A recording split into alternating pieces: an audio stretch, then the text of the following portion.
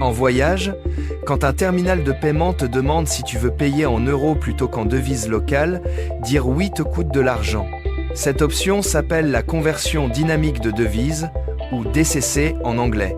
Elle est proposée par certains commerçants, hôtels et loueurs de voitures. Elle apparaît aussi sur les distributeurs automatiques dès qu'ils détectent une carte étrangère.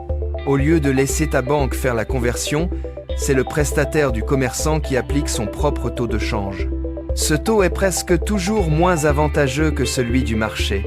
La marge cachée dans cette conversion se situe généralement entre 3 et 8%.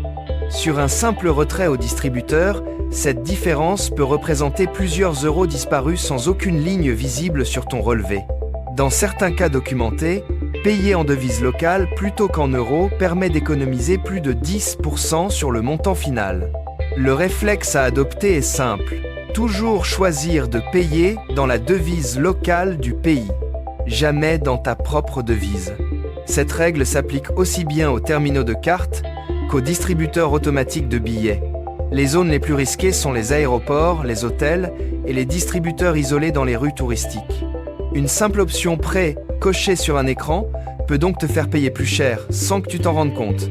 Abonne-toi pour repérer les autres pièges financiers qui te suivent même en vacances.